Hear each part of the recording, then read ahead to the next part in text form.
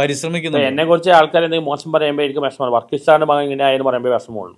അപ്പച്ചന് ചീത്തപ്പേര്. ജീവിതത്തിൽ ആരൊക്കെ പുള്ളി ഏറ്റുമുട്ടി കണ്ടുപിടിച്ചിട്ടുണ്ട് അവരെല്ലാം ബഹുമാനിച്ചൊരു വ്യക്തിയാണ്. കൃഷിയൊക്കെ ഉണ്ടായിരുന്നോ അപ്പച്ചന്? കൃഷിയൊന്നുമില്ല, പുള്ളി ഇവിടുത്തെ പ്ലാൻ മാനേജർ ആയിരുന്നു. പുള്ളി എഞ്ചിനീയർ ആണ്, പഠിക്കാൻ വളരെ മിടുക്കനായിരുന്നു. ജീവിതത്തിൽ ഒരുപാട് അത്രയും ഫിനാൻഷ്യൽ കണ്ടീഷണൽ ഫാമിലി അല്ല ജനിച്ച ഒരുപാട് പേർക്ക് ജീവിതം ഉണ്ടാക്കി കൊടുത്തു. പുള്ളി നന്നായിട്ട് വന്നു. ഒരുപാട് ക്വാളിറ്റീസ്, ഭയങ്കര സ്ട്രോങ് മൈൻഡായിരുന്നു, ഭയങ്കര സാക്രിഫൈസിങ് മൈൻഡായിരുന്നു, വളരെ സെൽഫ്ലെസ് ആയിരുന്നു. എന്നാൽ പുള്ളി ആർക്ക് പറ്റിക്കാൻ പറ്റില്ല, ഫെയർ ആൻഡ് ഫേം ആയിരുന്നു. എല്ലാവരും ബഹുമാനിച്ച വ്യക്തിയായിരുന്നു. എന്നെ ഏറ്റവും കൂടുതൽ ജീവിതം സ്നേഹിച്ച ആൾ പുള്ളി തന്നെ, എൻ്റെ ഫാദർ തന്നെയാണ്. അതിനുശേഷം ആ റിയൽ ലൈഫ് മനസ്സിലായത് ഫാദർ ശേഷം വളരെ ഒറ്റപ്പെട്ടു പോയി. ഞാൻ ഇപ്പം മദറിനെ നോക്കാൻ വേണ്ടിയാണ് ഇവിടെ നിൽക്കുന്നത്. IIT ബോംബെയിലെ ചാൻസ് കിട്ടിയതാണ്. അന്ന് എൻ്റെ ഫാദറിൻ്റെ ഹെൽത്ത് മോശമായി, പുള്ളിക്ക് വേണ്ടിയാണ് ഞാൻ ഇവിടെ നിൽക്കുന്നത്, അമ്മയ്ക്ക് വേണ്ടി നിൽക്കുകയാണ്. അല്ലെങ്കിൽ അന്ന് ഞാൻ IIT പോയെങ്കിൽ ഇപ്പോൾ ഓക്സ്ഫോർഡോ കേംബ്രിഡ്ജോ അങ്ങനെ എത്തിയാണ്. അപ്പച്ചന് ദിവസവും ഓർമ്മ വരാറുണ്ട്, എല്ലാ സ്വപ്നവും കാണാറുണ്ട്, മിക്ക ദിവസം സ്വപ്നം കാണാറുണ്ട്. ഏറ്റവും വിഷമം പറഞ്ഞാൽ നമ്മൾ ഫേസ്ബുക്കിൽ വളരെ ചെയ്യുമ്പോൾ ഇവർ മരിച്ചുപോയ ഫാദറിനെ കുറിച്ചൊക്കെയാണ് മോശമായിട്ട് പറയുന്നത്. വളരെ മോശം കമൻസാണ്, എസ്പെഷ്യലി ഫേസ്ബുക്കിലാണ്. അപ്പച്ചനെ കുറിച്ച് പറയാം, എൻ്റെ ഫാദറിനെ കുറിച്ച്. കാരണം അവർക്കറിയാം അത് പറഞ്ഞാൽ എനിക്ക് വേദനിക്കുമെന്ന്. അപ്പച്ചൻ നല്ല വിളിക്കുക, ഞാൻ ഡാഡിനെ വിളിക്കാം. എന്നെ ഒരുപാട് അത് പറഞ്ഞ് എന്നെ വേദനിക്കുമെന്ന് അറിയാം. ഒരുപാട് ഈ ഫെയിം ആക്സസ് ഒരുപാട് പേര് വേദനിപ്പിക്കും. ഈ 2K പിള്ളേരുണ്ട്, രണ്ട് ഇപ്പോൾ കോക്രോച്ച് ജെൻഡർ ആക്സിൽ പറഞ്ഞല്ലേ, എനിക്കത് വിയോജിപ്പില്ല. കാരണം ഇവർ കോക്രോച്ച് തന്നെയാണ്. കാരണം ഇവർ ഒരു ഫുൾ എസ്പെഷ്യലി കൊച്ചിയിലെ 2K പിള്ളേർ ഭയങ്കര ഡ്രഗ് അഡിക്റ്റഡ് ആയിരിക്കാം, ഡ്രഗ്സിന് അടിമകളാണ്. പിന്നെ ഇവരുടെ മെയിൻ പരിപാടി സാഡിസ്റ്റാണ്, മറ്റുള്ളവരെ വേദനിപ്പിച്ചാണ് എൻജോയ് ചെയ്യുന്നത്. എന്നെല്ലാം ഒരുപാട് അവർ കളിയാക്കുന്നുണ്ട്. പക്ഷെ എന്നെ ജെന്യൂനെ ആൾക്കാർക്ക് നല്ല മനുഷ്യർക്ക് എന്നെ ഇഷ്ടമാണ്. ഇതിനെല്ലാം ട്രോള് അങ്ങനത്തെ കാര്യങ്ങൾ, ട്രോള് മാത്രം കാണുന്ന പെൺകുട്ടികളുണ്ട്. അവരുടെ ലെവൽ അത്രയേ ഉള്ളൂ, അവർക്ക് എന്നെ കുറിച്ച് ഒന്നും അറിയില്ല. ട്രോള് കണ്ടിട്ടല്ലേ ശരിക്കും പരിചയപ്പെടുന്ന താങ്കളെ? അല്ല, ഞാൻ ആദ്യം വൈറൽ മീഡിയയിലൂടെയാണ്, 130 വെച്ചാണ് വൈറലായത്. അതൊന്നും പ്ലാൻഡ് ആയിരുന്നില്ല. ഇപ്പൊ മാളിലൊക്കെ പോകുന്ന സമയത്ത് ആളുകൾ തിരിച്ചറിയുന്നതേ അല്ല, ഇപ്പൊ പോപ്പുലാരിറ്റി ഭയങ്കരമാണ്. പോപ്പുലാരിറ്റി ആണ്. ഇപ്പൊ സോഷ്യൽ മീഡിയ സെലിബ്രിറ്റീസിനാണ് സിനിമാക്കാർക്കായിട്ടുള്ളത്. അത് സിനിമാക്കാർക്കുള്ള ചില അസൂയുണ്ട്. ഞങ്ങളിപ്പോ സിനിമാക്കാർ 2-3 മാസം ഒരിക്കലാണ് വരുന്നത്. ഞങ്ങൾ ഡെയിലി കണ്ടന്റ് ഉണ്ടാക്കുന്നവരാണ്. സോഷ്യൽ മീഡിയ സെലിബ്രിറ്റീസിന്റെ പോപ്പുലാരിറ്റി അവർക്കില്ല. പക്ഷെ അവർക്ക് പൈസ ഉണ്ടായതുകൊണ്ട് ഒരുപാട് ഹോൾഡ് അങ്ങനെ ഒരുപാട് പണി വെക്കുന്നുണ്ട് അവർ. അപ്പൊ പല മീഡിയയോട് പറഞ്ഞു എൻ്റെ പേരുടെ വീഡിയോസ് എടുക്കാൻ പാടില്ല പറഞ്ഞു, പണിതാറ്റിയായിട്ട് കയറ്റാൻ പാടില്ലെന്ന് പറഞ്ഞു. ഇങ്ങനെ ഒരുപാട് സംഭവം നടന്നിട്ടുണ്ട്. പെരേരയായിട്ട് വഴക്കുണ്ടായിരുന്നു, അടിയുണ്ടായിരുന്നു. അയാൾ എന്നെക്കാട്ട് 15 വയസ്സ് യങ്ങാണ്. അയാള് അങ്ങനെ വന്നു വഴി ഓർക്കുന്ന ആളൊന്നല്ല. ഒരുപാട് പേര് ആദ്യം കൊണ്ടുവന്ന ആൾക്കാരെ പുള്ളി ഇപ്പൊ ഒരു ബന്ധവുമില്ല. സന്തോഷ് വർഗീസ് സാറ് കർഷകനാണെന്ന് കേട്ടിട്ടുണ്ട്, ശരിയാണോ? ഞാൻ കർഷകനല്ല. അല്ല, ഒരു വീഡിയോ കണ്ടു. അതല്ല ഈ മീഡിയക്കാർ ഉണ്ടാക്കുന്നല്ലേ, നമ്മൾ പറയാത്ത എന്തൊക്കെ കാര്യങ്ങളാണ്. അല്ല, ഒരു വീഡിയോ കൃഷിയായിട്ട് ഒരു ബന്ധവുമില്ല. ഇല്ല, കാരണം ഇവരെ കുറ്റം പറഞ്ഞിട്ട് കാര്യമില്ല. കാരണം അങ്ങനത്തെ നെഗറ്റീവ് കാര്യമാണ് ആൾക്കാർക്ക് വേണ്ടത്. നെഗറ്റീവ് കാര്യങ്ങളാണ് ഏറ്റവും കൂടുതൽ ഓടുന്നത്. ഇപ്പൊ പറഞ്ഞ 2K കിഡ്സിനോടൊരു കലിപ്പുണ്ടെന്നാണല്ലേ? കലിപ്പല്ല, അത് അവർ കുറ്റപ്പെട്ടില്ല. അവർ ജനിച്ചാലും സാഹചര്യങ്ങൾ. പിന്നെ മിക്കവരും ഡ്രഗ്സ് തന്നെ അടിമയാണ്. ആ പ്രശ്നം വന്നിട്ടുണ്ട്. CJPനെ പോസിറ്റീവായിട്ട് കാണുന്നുണ്ടോ? ആ ജഡ്ജ് പറഞ്ഞ കറക്റ്റ് തന്നെയാണ്. ഇവരത്ര ശരിയായ ആൾക്കാരായിട്ട് എനിക്ക് തോന്നുന്നില്ല. അവര് ഈ ഇവിടെയല്ല ജനിച്ച പിള്ളേരോട് എനിക്ക് വലിയ അഭിപ്രായമില്ല. പക്ഷെ അതൊരു പോസിറ്റീവായിട്ട് കാണാൻ പറ്റുമോ? കാരണം അങ്ങനെ ഒരു നെഗറ്റീവ് കമന്റ് പോസിറ്റീവ് ഉണ്ട്. അവർക്ക് പോസിറ്റീവ്, അവർ കുറച്ച് പ്രാക്ടിക്കലാണ്. പിന്നെ അവർക്ക് സെക്സ്വൽ ഫ്രസ്ട്രേഷൻ കുറവാണ്. കാരണം അവർക്ക് ബോയ് ഫ്രണ്ട് ഗേൾ ഫ്രണ്ട് എല്ലാം ആ പ്രശ്നമില്ല. അങ്ങനെ പോസിറ്റീവ് എല്ലാം ഉണ്ട്. സ്മാർട്ടാണ്, കുറച്ചുകൂടെ പ്രാക്ടിക്കലാണ്. പക്ഷേ സാഡിസം വളരെ ഹൈ ആണ്. മറ്റുള്ളവരെ വേദനിപ്പിച്ച് എൻജോയ് ചെയ്യാം. CJP വന്നപ്പോൾ അവർ ഒന്ന് ഓർഗനൈസ്ഡ് ആയ പോലെ തോന്നുന്നുണ്ട്, അങ്ങനെയുണ്ടോ? ശരിക്കും പറഞ്ഞാൽ ഞാൻ കേട്ടത് ആ അഡ്വക്കേറ്റ്, ആ ജഡ്ജി അഡ്വക്കേറ്റിനെ കുറിച്ചാണ് പറഞ്ഞത്, ഇവരെ കുറിച്ചല്ല പറഞ്ഞത്. അല്ല, ഇവരെന്തൊക്കെയോ അതിന്റെ പിന്നിൽ എന്തൊക്കെയോ കളി കളിക്കണ്ടേ. ഇപ്പൊ എന്നെ വാട്സപ്പിൽ വളരെ ഗ്രൂപ്പിൽ കേട്ടാൻ നോക്കി കോക്രോച്ച് പാർട്ടിയല്ല, ഞാൻ കയറിയില്ല. പക്ഷെ കുറച്ച് ഓർഗനൈസ്ഡ് ആയി. ഇപ്പം ഞാനിപ്പോ സിനിമയെക്കാളും കൂടുതൽ പറഞ്ഞ രാഷ്ട്രീയത്തെ കുറിച്ചാണ് അടുത്ത കാലത്തല്ല. ഇലക്ഷൻ വന്ന പേര് പല കാര്യം പറഞ്ഞിട്ടുണ്ടായ. ഇവിടെ സത്യം തുറന്നു പറയാൻ പറ്റില്ല. പണ്ട് ഒരു ഫിലോസഫറെ സോക്രട്ടീസിനെ കൊന്നു കളഞ്ഞല്ലോ. സത്യം പറയുന്ന ഒരു ജീവിതം വളരെ കഷ്ടമാണ്. സൗത്ത് ഇന്ത്യൻ പൊളിറ്റിക്സിൽ ഇപ്പം തമിഴ്നാട്ടിലും കേരളത്തിലും ഒരു ഭരണമാറ്റം വന്നിട്ടുണ്ട്. തമിഴ്നാട്ടിലേക്ക് നോക്കിയാൽ സ്റ്റാലിൻ്റെ പരാജയം എനിക്ക് തോന്നില്ല. എനിക്ക് തോന്നുന്നു വിജയക്കാരുടെ കഴിവുള്ള സ്റ്റാലിൻ തന്നെയാണ്. വിജയ് ബിക്കോസ് ഓഫ് ക്രൗഡ് പുള്ളറുണ്ട്. അവിടെ സിനിമയും രാഷ്ട്രീയവും ഭയങ്കര ലിങ്ക്ഡാണ്. ഇവിടെ കേരളത്തിലാണെങ്കിൽ ആ സംഭവം നടക്കില്ല. അല്ല, സ്റ്റാലിൻ പരാജയപ്പെട്ടല്ലോ. അതിൽ സന്തോഷ് വർക്കി സാർ അത് പ്രെഡിക്റ്റ് ചെയ്തായിരുന്നു. ഞാൻ പ്രെഡിക്റ്റ് ഇവിടെ കമ്മ്യൂണിസ്റ്റ് പാർട്ടി പോകുന്നു പറഞ്ഞു. അത് പറഞ്ഞായിരുന്നു. സൗത്ത് ഇന്ത്യ തമിഴ്നാട്ടിൽ സ്റ്റാലിൻ്റെ പരാജയവും വിജയുടെ മുന്നേറ്റവും അങ്ങേക്ക് പ്രവചിക്കാൻ പറ്റിയായിരുന്നു. എനിക്ക് തോന്നിയിട്ടായിരുന്നു. കാരണം വിജയ്ക്ക് ഭയങ്കര സപ്പോർട്ടാണ്, മാസ് സപ്പോർട്ട് ഭയങ്കരമാണ്. ഇവിടെ കേരളത്തിൽ പോലും മമ്മൂട്ടി മോഹൻലാലിനെക്കാട്ടും ഫാൻസുകൾ പുള്ളിക്കാണ്. ഒരു രജനീകാന്തിനെക്കാട്ടും സപ്പോർട്ടുകൾ പുള്ളിക്കാണ്. ജൻസി പിള്ളേരാണ് പുള്ളിയെ ആക്കിയതാണ്. പുള്ളിയുടെ ഫാമിലികളിലെല്ലാം പറഞ്ഞ് എനിക്ക് ഭയങ്കര മാസ് സപ്പോർട്ടുള്ള ആളാണ്. പക്ഷെ ഒരു ഇന്റർവ്യൂ പേഴ്സണൽ ലൈഫാണ് എനിക്ക് വിയോജിപ്പുണ്ട്. അല്ല, ഒരു ഇന്റർവ്യൂവിലും പറഞ്ഞിട്ടില്ലല്ലോ തമിഴ്നാട് പൊളിറ്റിക്സിൽ വിജയ് ഒരു ഇത്ര സീറ്റുകൾ നേടും എന്നൊരു പ്രവചനം. വിജയ് ജയിക്കും എനിക്ക് ഉറപ്പായി. വിജയ് ഞാൻ പറഞ്ഞത് വിജയ് സിനിമ ഇടാൻ പാടില്ലേ, സിനിമയും രാഷ്ട്രീയം രണ്ടും ഒന്നിച്ചു കൊണ്ടുപോകണേ. പണ്ട് MGR കൊണ്ടുപോയല്ല. എത്ര സീറ്റ് പ്രതീക്ഷിച്ചായിരുന്നു വിജയ്ക്ക്? അതൊന്നും പ്രെഡിക്റ്റ് ചെയ്തിട്ടില്ല. ഇല്ല. അല്ല, അപ്പം പ്രഡിക്റ്റബിൾ അല്ലാത്ത റിസൾട്ട് ജയിക്കാൻ സാധ്യതയുണ്ടായി. കാരണം ക്രൗഡ് സപ്പോർട്ട് അത്രയ്ക്ക് ഉണ്ട്. ജയിക്കാൻ സാധ്യത പറഞ്ഞാൽ വിജയ് മത്സരിച്ച് 2 മണ്ഡലത്തിൽ വിജയ് ജയിക്കും, അങ്ങനെയാണോ വിചാരിച്ചത്? കേരളത്തിൽ ലെഫ്റ്റ് വീഴുമെന്നുള്ള പ്രഡിക്ഷൻ. ഞാൻ പഴയ കമ്മ്യൂണിസ്റ്റിന്റെ അനുഭാവിയാണ്. ഇപ്പോഴത്തെ കമ്മ്യൂണിസ്റ്റായിട്ട് യോജിക്കാൻ പറ്റില്ല. EP ജയരാജൻ അല്ലെങ്കിൽ പിണറായി വിജയൻ അല്ലെങ്കിൽ MM മണി, ഇവർക്കൊന്നും ഒരു ക്വാളിറ്റി ഇല്ലാത്ത വെറും ഗുണ്ടായിസം കാണിച്ചു നടക്കുന്ന ആൾക്കാരാണ്. ഇവരെല്ലാം ഗുണ്ടായിസം അഴിമതിയാണ് കാണിക്കുന്നത്. ഇതൊന്നല്ല കമ്മ്യൂണിസം. പണ്ട് EMS ഉണ്ടായിരുന്നു, അച്യുതമേനോ ഉണ്ടായിരുന്നു, ജ്യോതി ബസു, ഇവരെല്ലാം പറഞ്ഞാൽ വളരെ സ്കോളേഴ്സും വളരെയധികം മനുഷ്യത്വമുള്ളവരായിരുന്നു. ഇപ്പൊ അങ്ങനത്തെ ക്വാളിറ്റിയുള്ള ആൾക്കാരില്ല. അതുകൊണ്ട് ഞാൻ പറഞ്ഞ കോൺഗ്രസ് വരുന്ന നല്ലതായിരിക്കും വന്നു. അല്ലാതെ ഞാൻ ബേസിക്കലി പഴയ കമ്മ്യൂണിസ്റ്റിന്റെ അനുഭവം തന്നെയാണ്. കോൺഗ്രസ് ഇങ്ങനെ അധികാരത്തിൽ വരുന്ന പ്രതീക്ഷ ഉണ്ടായിരുന്നു. കോൺഗ്രസ് വരുന്നു.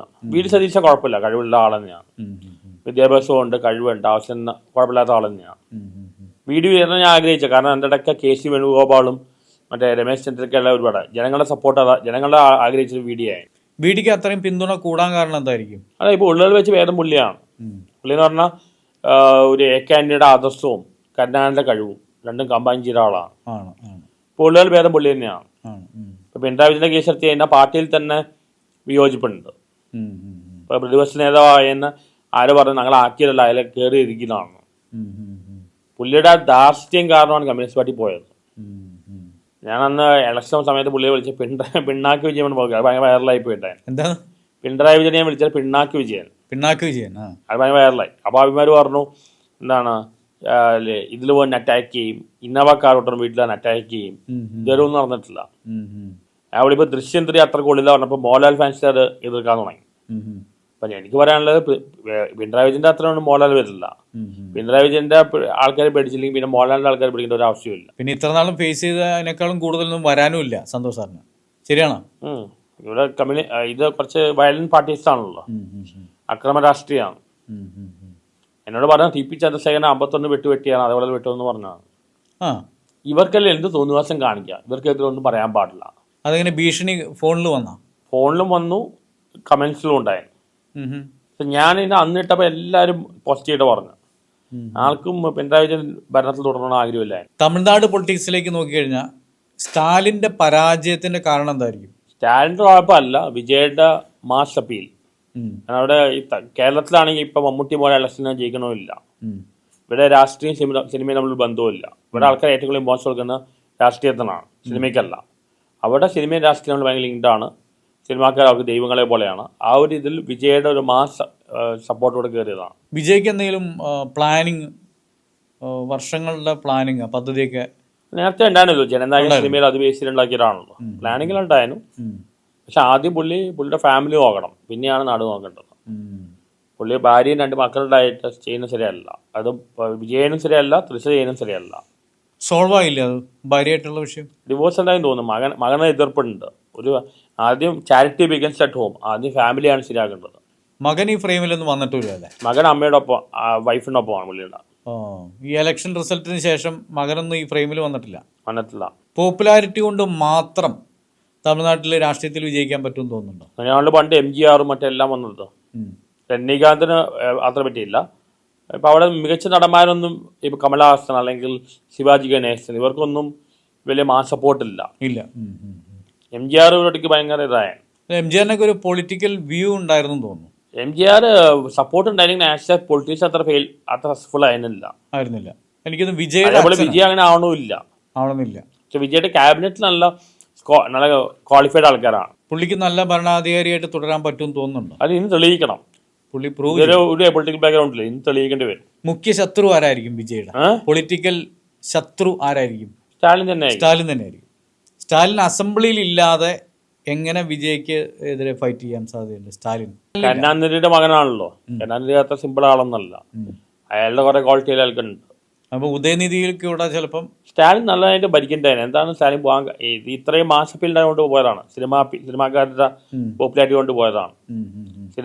തമിഴ്നാട്ടിൽ സിനിമ എന്ന റിലീജിയൻ പോലെയാണ്. എന്തുകൊണ്ട് ഇവിടെ മലയാളം സിനിമയ്ക്ക് അത്രയും മാർക്കറ്റ് കിട്ടുന്നില്ല? ഇപ്പൊ മോഹൻലാൽ ശ്രമിക്കേണ്ടത്. കാരണം ഇവിടുത്തെ ആളുകൾക്ക് പൈസ കൊടുത്തവർക്ക് സിനിമ കാണാൻ വലിയ താല്പര്യമൊന്നുമില്ല. പഴയ ജനറേഷൻ അല്ല.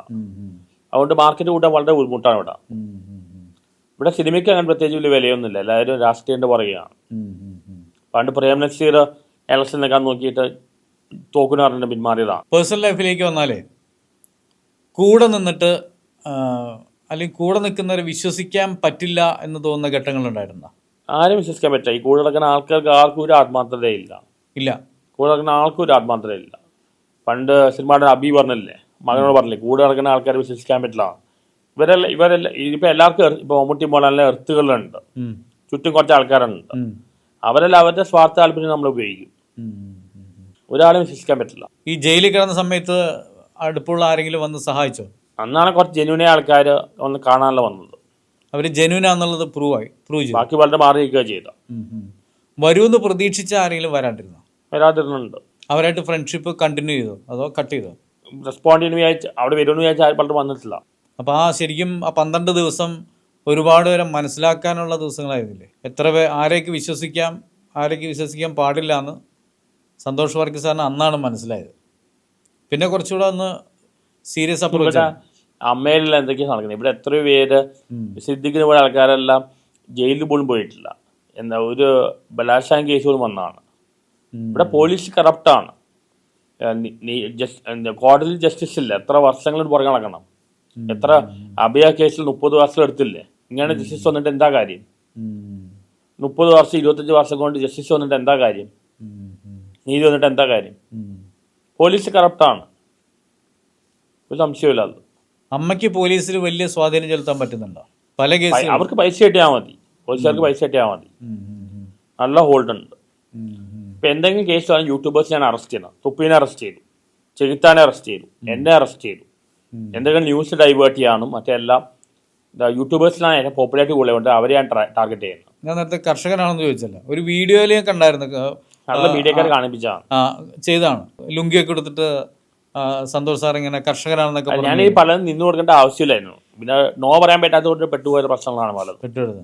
ആ മേഖല ഒബ്സർവ് ചെയ്യാറുണ്ടോ? കാർഷിക മേഖല എനിക്ക് ഭയങ്കര താല്പര്യമൊന്നുമില്ല. ഇല്ല.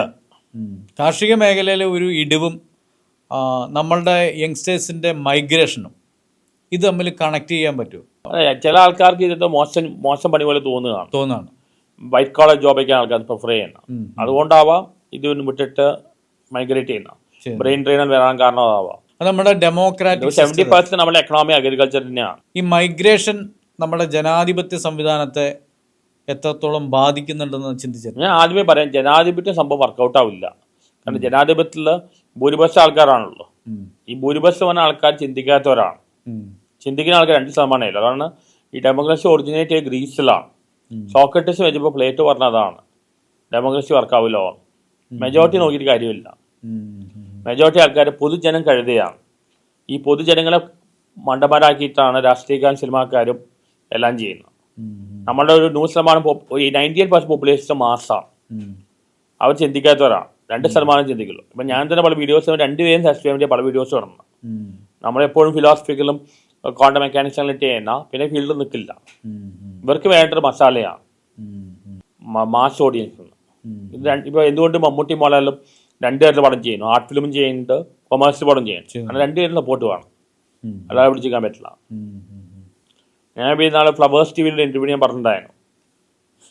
ശ്രീകണ്ഠനായിട്ട് ഒബ്സർവ് പറഞ്ഞാൽ ഇവിടെ വിറ്റുപോണ 3 കാര്യമാണ്. ഏറ്റവും ആദ്യം വിറ്റുപോണ കോമാളിത്രം, പിന്നെ അപരാധം, ക്രിറ്റിസിസം, കുറ്റം പറയല്ല, പിന്നെ വിറ്റുപോകുന്നത് അഡൾട്ടാണ്. ഈ 3 കാര്യമാണ് ഏറ്റവും വിറ്റുപോകുന്നത്. അത് നല്ല കാര്യമാണ്, ആർക്കും വേണ്ട.